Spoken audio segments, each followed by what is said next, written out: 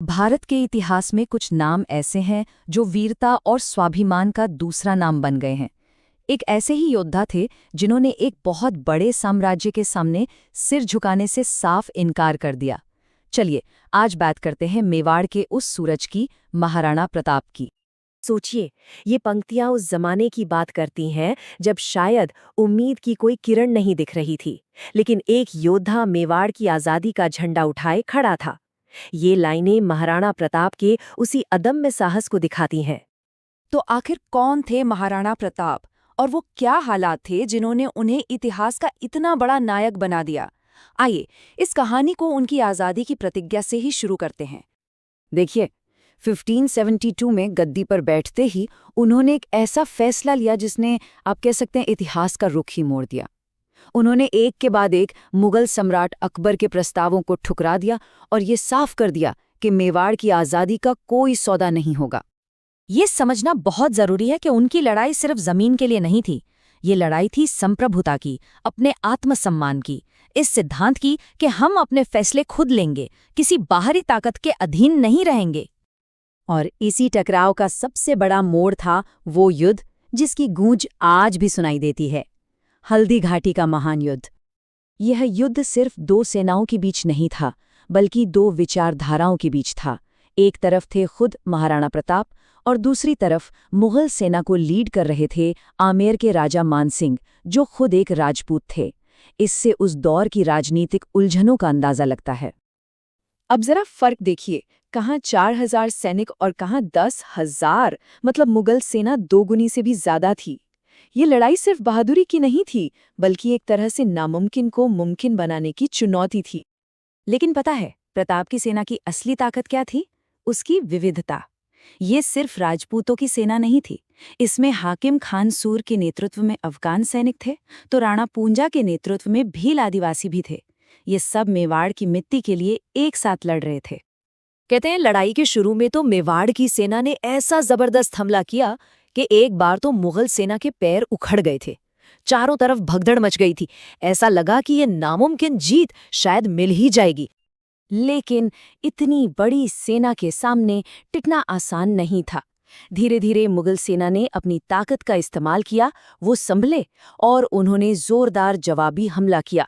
जल्द ही लड़ाई का रुख मुगलों की तरफ मुड़ने लगा और महाराणा खुद घायल हो गए।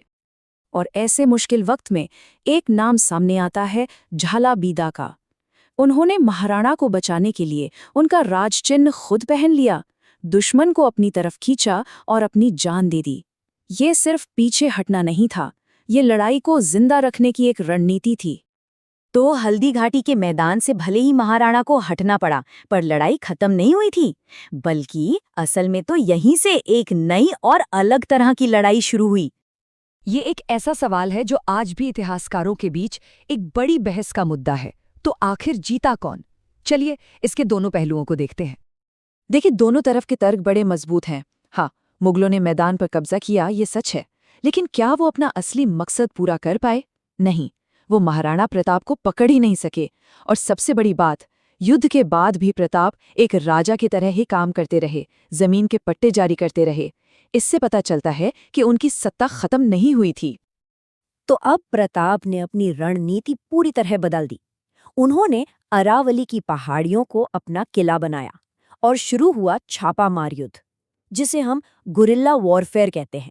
मतलब अचानक हमला करो, दुश्मन को नुकसान पहुंचाओ और पहाड़ियों में गायब हो जाओ। इस रणनीति ने मुगल सेना की नाक में दम कर दिया। और इसी नई रणनीति का नतीजा था इतिहास की सबसे शानदार वापसी में से एक, जिसे हम महान पुनर्विजय कह सकते हैं। तो ये वापसी हुई कैसे? देखिए, सबसे पहले भामाशाह की मदद से सेना को दोबारा खड़ा किया गया। फिर छोटे छोटे हमलों से मुगलों की सप्लाई लाइन काट दी। और फिर आया 1582 में दिवेर का युद्ध, एक निर्णायक जीत। इसके बाद तो एक एक करके मेवाड़ के ज्यादातर इलाके वापस आजाद करा लिए गए, जिसमें कुंभलगढ़ और उदयपुर भी शामिल थे। तो आखिर हम महाराणा प्रताप को आज भी क्यों याद करते हैं? उनका संघर्ष हमें क्या सिखाता है? उनकी विरासत क्या है? महाराणा प्रताप की विरासत महलों और किलों से कहीं ज्यादा बड़ी है। वो प्रतीक हैं साहस के, स्वाभिमान के और कभी हार ना मानने वाली जिद के। उनकी कहानी हमें ये सिखाती है कि असल हार गिरने में नहीं, बल्कि गिरकर दोबारा न उठने में है। और फिर साल आया 1597, जब महाराणा प्रताप ने इस दुनिया को अलविदा कहा।